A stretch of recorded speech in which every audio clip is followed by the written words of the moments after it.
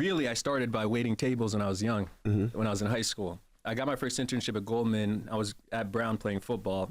So when I got to Brown, I joined the investment club. Now it's an Ivy League school. There's a bunch of people who, their parents work in that world. They grew up around it. They know a lot, right? So I learned a lot quickly, but then I applied for Goldman. And, you got to pretend a little bit, right? So I studied. I didn't come from that world, but I studied and I showed up to these interviews and I got the internship. When you say pretend, what do you mean? Well, you don't, You mean you lied about something? No, there's people that are born and raised to do this. Gotcha. And they're taught at a young age. I was teaching myself in high school and college. When I say pretend, it's you study enough to be dangerous, to come into an interview and know what you're talking about. Know what you're talking about, yeah. Fake it till you make it. It's not faking it, it's teaching, it's becoming the thing you need to be. Pretend is the wrong word. Yeah. But it's becoming, I would say preparing. Preparing. Yeah. You need to recognize that who you are now isn't who you're going to be ultimately, and you need to take steps towards your goals. YouTube, man, what's good? What's hood, man? It's your boy V-Reacts. Bumming at you with a brand new video. Hey, man, today we got a banger, man. Today we got the Breakfast Club again with Damola Adamolekun.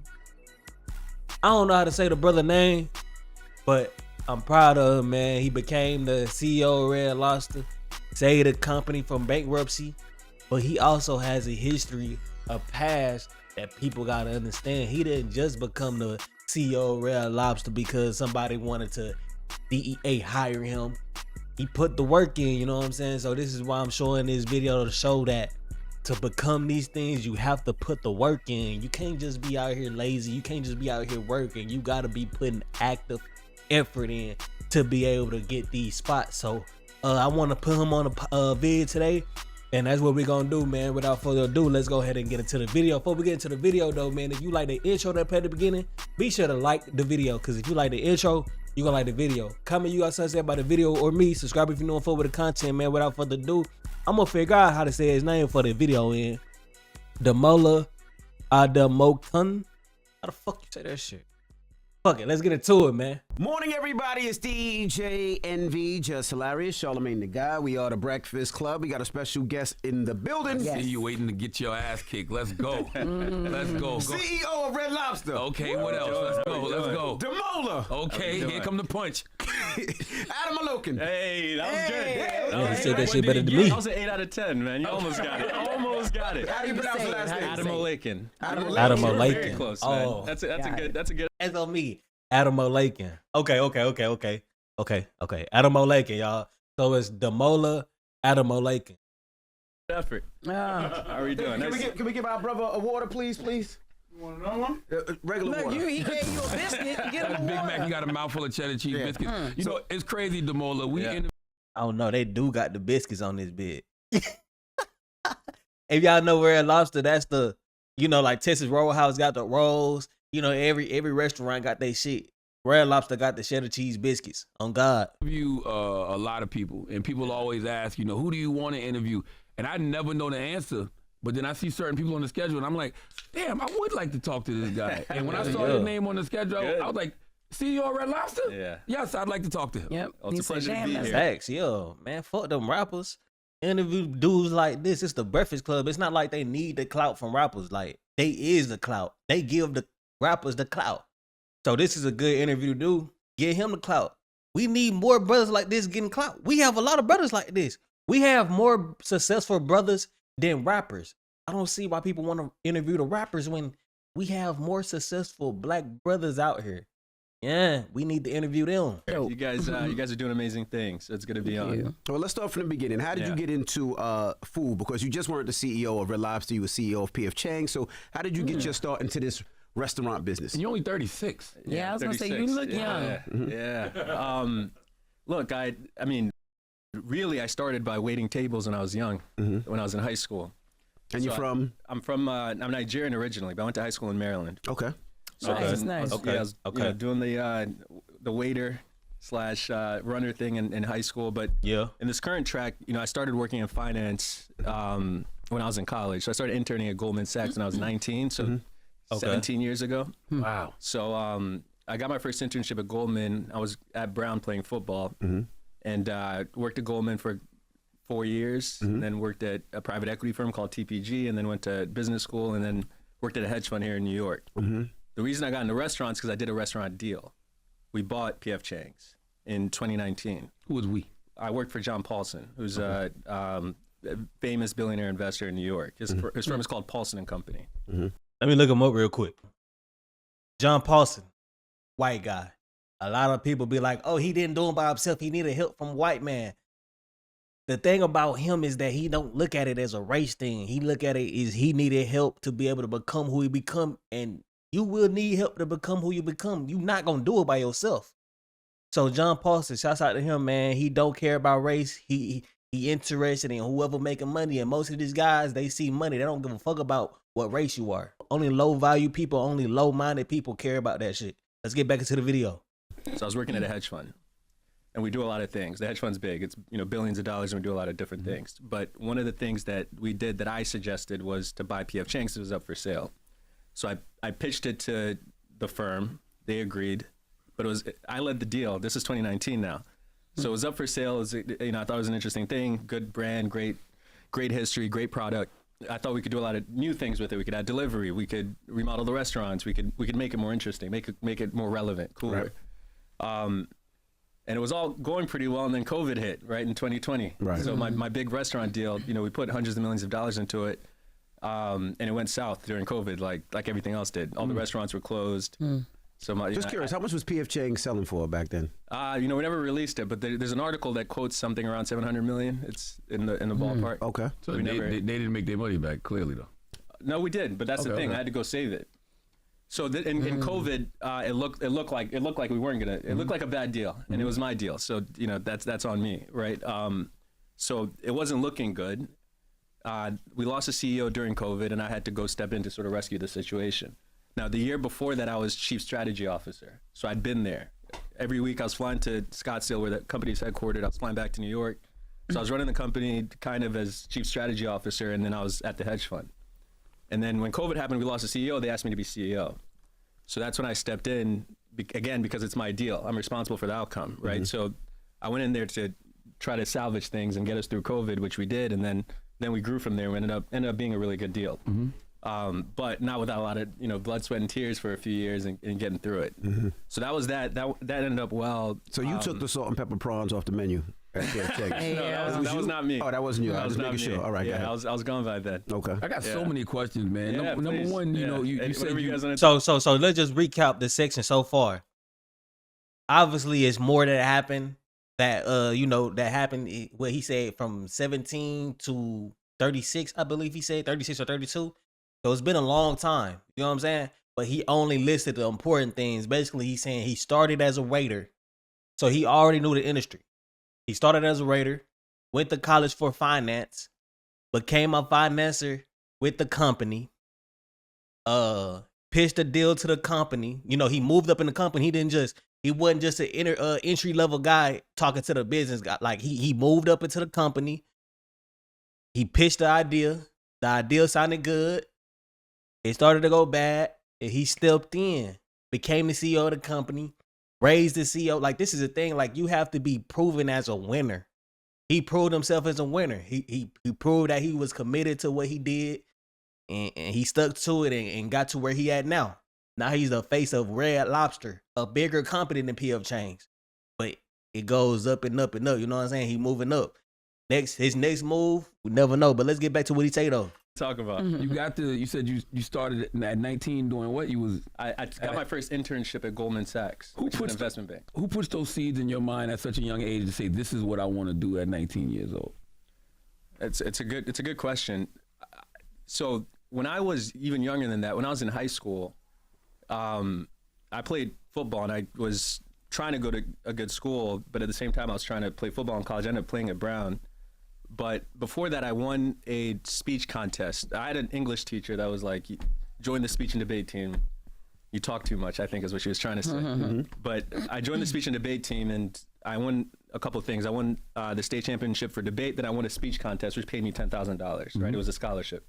And it was the most money I'd ever had at that point. I'm like, okay, we made it, right? Like,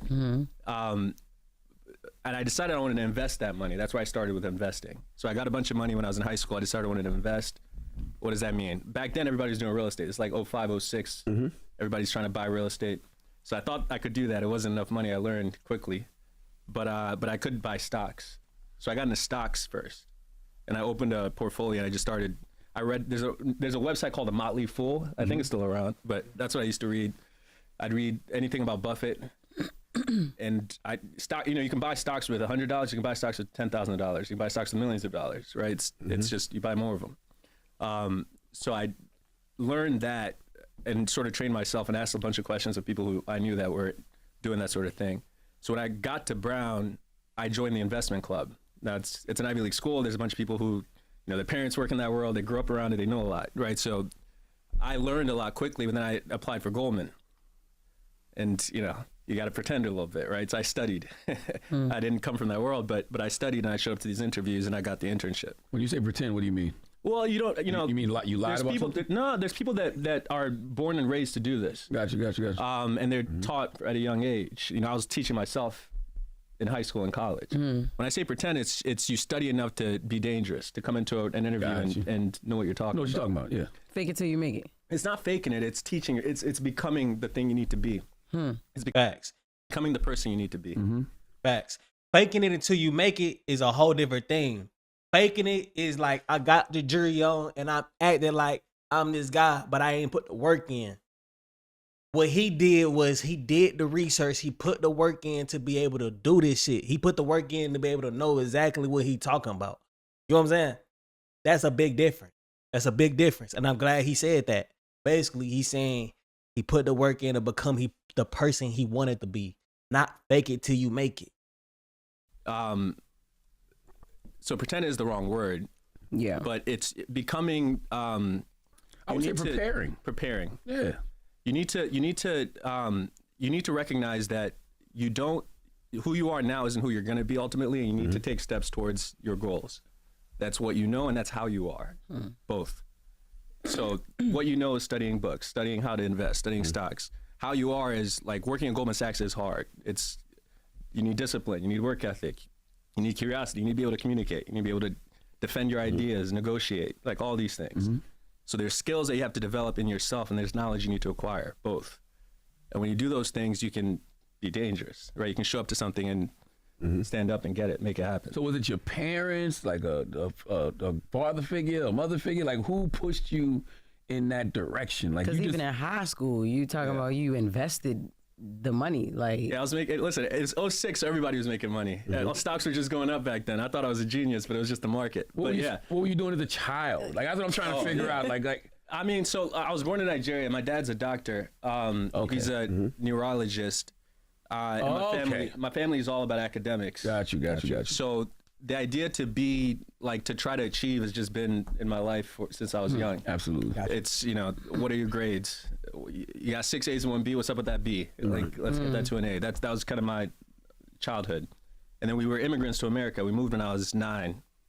And coming here for us, I mean, my parents did a lot to bring us here. It's a very complicated, difficult process, and it took years, right? It took like 5 years for them to do that. So I think you should be saying that at a time like this. Yeah. Well, it's the truth. There's different ways to immigrate. So this is a skilled visa, is what my dad used, and it's a legitimate process. It just takes a long time. Yeah. There's a bunch of tests. There's a bunch of. They don't care. You're a successful black man. You're too smart. They can get you out of here.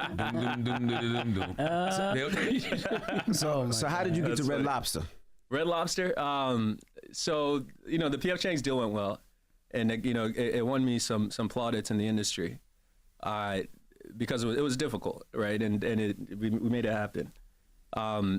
And then after that, I connected with the folks who had lent money to Red Lobster before the company went bankrupt.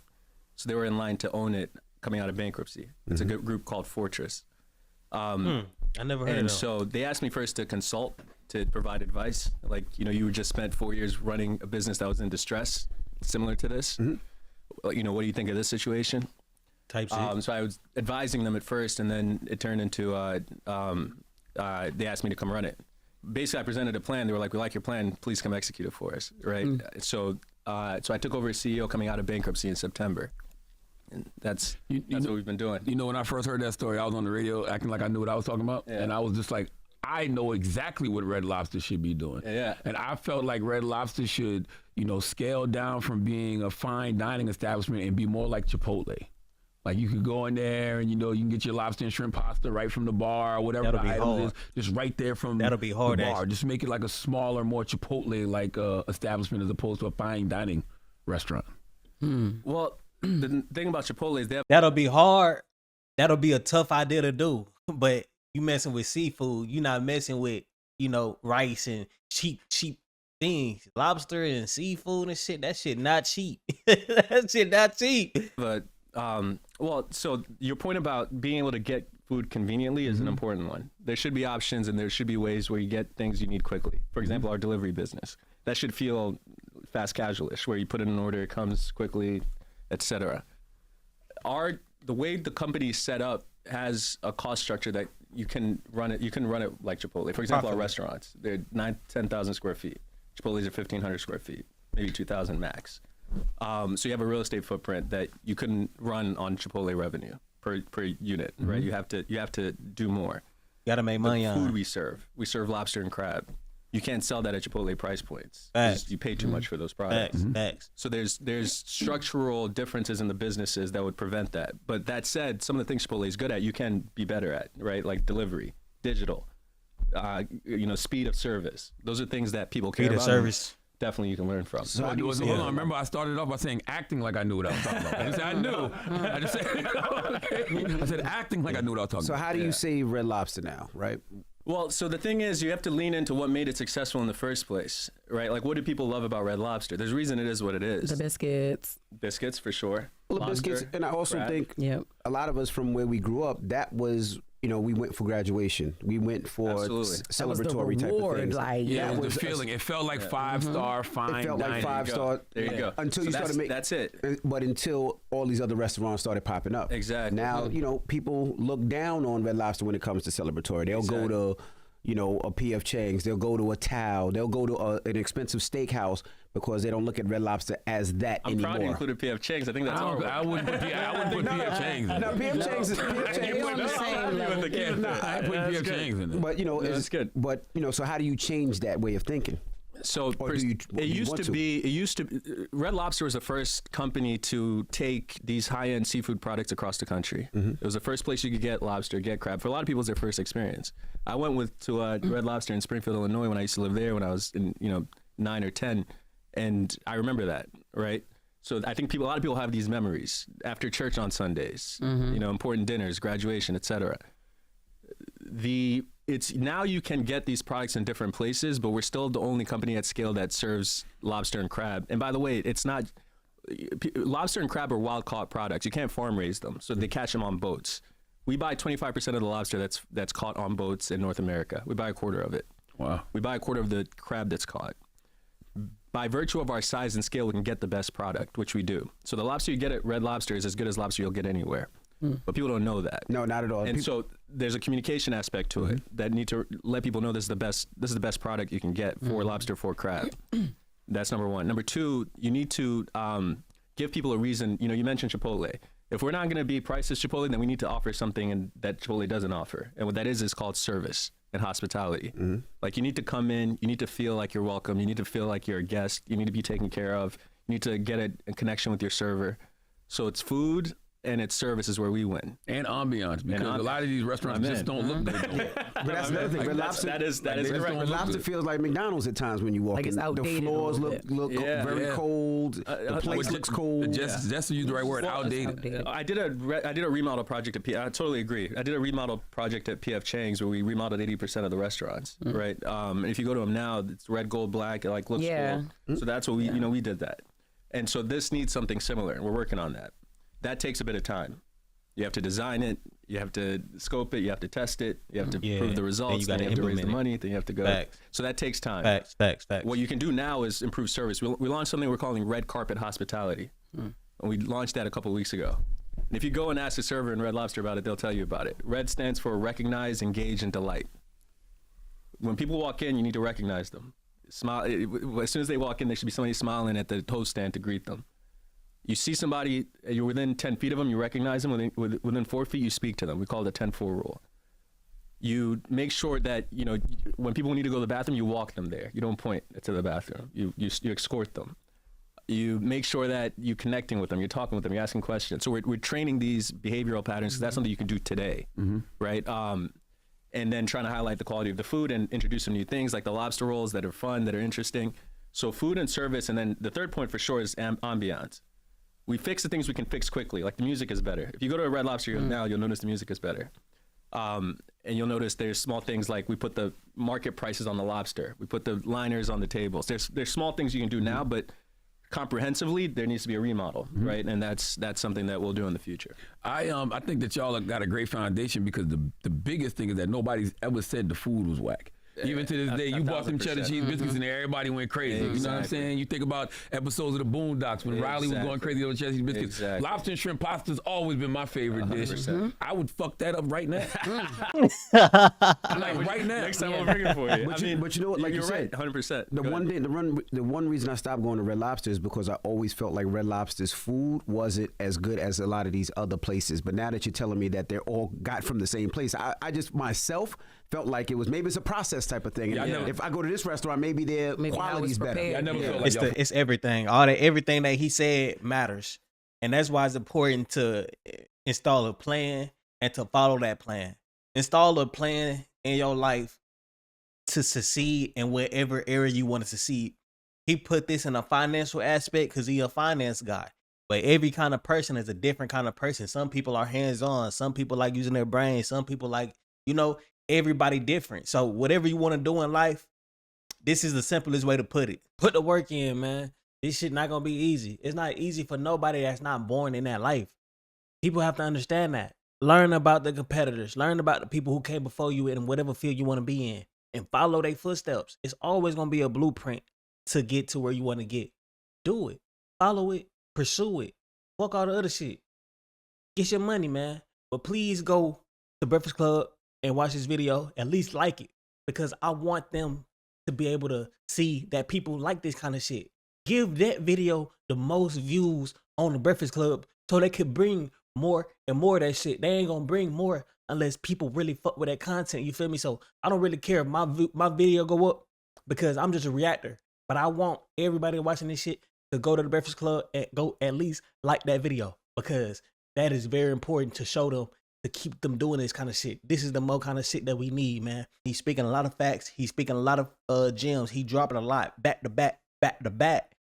So tune in, man. Appreciate you for watching the video, though. If you fuck with this video, I got 3 more vids on the screen, so you got to click one. It's been your boy, Vic Reacts. Appreciate you for tuning in. Stay up and be blessed. Instagram, Twitter, Twitch at the top. Be sure to tune in on my other socials so I can stay tuned in with you, man. Peace.